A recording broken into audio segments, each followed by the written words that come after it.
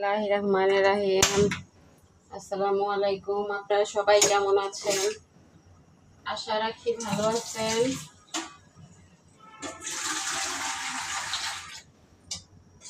আমি দেখেন এটা কি রান্না করতেছি, আপনারা শেষ পর্যন্ত দেখবেন আমি কি দিয়ে কি রান্না করতেছি। এটা শেষ পর্যন্ত আপনারা ভিডিওটা দেখার অনুরোধ রইল। শেষ পর্যন্ত দেখবেন। মনটা খুব একটা ভালো নাই, কারণ মাইলস্টোনের অ্যাক্সিডেন্টে আমরা সবাই মর্মাহত। যদিও আমাদের সন্তান বা আত্মীয় স্বজন কেউ নাই, তারপরেও এইসব দৃশ্য দেখে আসলে যে মানুষ সে কিন্তু ঠিক থাকতে পারবে না। প্রতিটা মুহূর্তে ভিডিও দেখতেছি আর চোখে পানি ফেলতেছি। আসলে খাওয়া দাওয়া রান্না কোনো কিছুই ভালো লাগতেছে না, কোনো কিছুই না।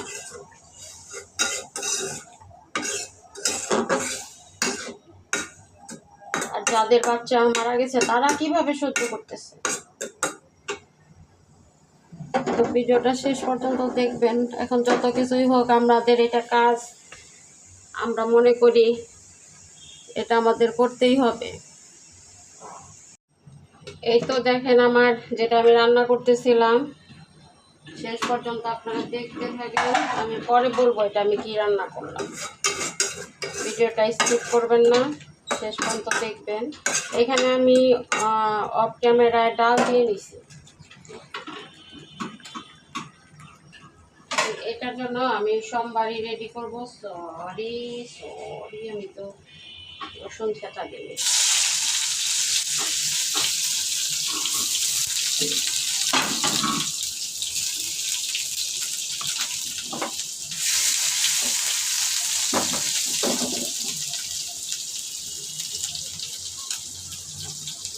এই যে আমি এখানে যে মিশ্রণটা দিতেছি, এটা হচ্ছে সরিষা, কাঁচামরিচ, পেঁয়াজ আর রসুনের মিশ্রণ।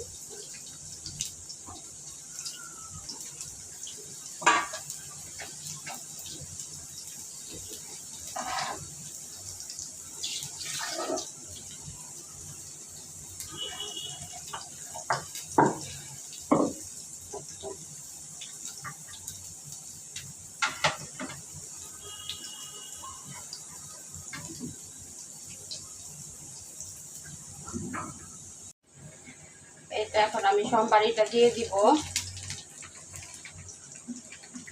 আমি এই চুলায় সোমবারটা রেডি করে নিলাম।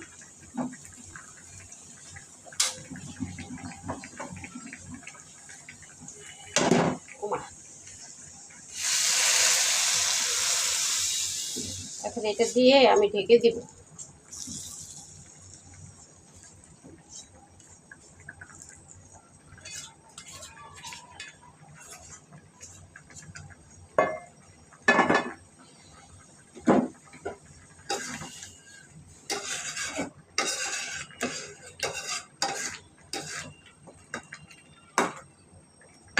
একটু জাল হবে,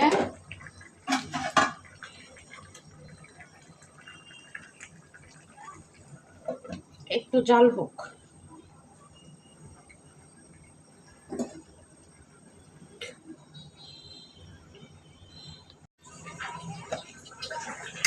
এই তো দেখেন আমার তরকারিটা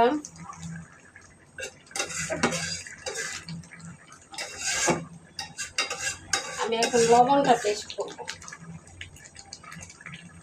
জালটা আর একটু বাড়িয়ে দিব, বাড়িয়ে দিয়ে ঝোলটা আমি শুকিয়ে ফেলবো আরেকটু।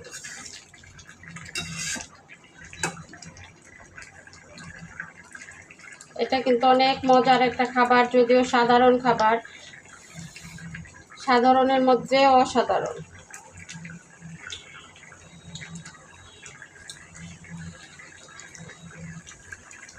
লবণ কম হয়েছে, কি যে মজা হয়েছে বন্ধুরা, এটা না খাইলে বুঝতে পারবেন না।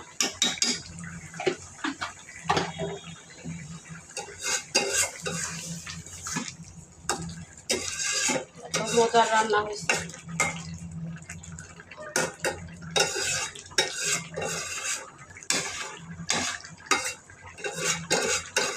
আর একটু ঝোল কমলেই আমি নামিয়ে ফেলব।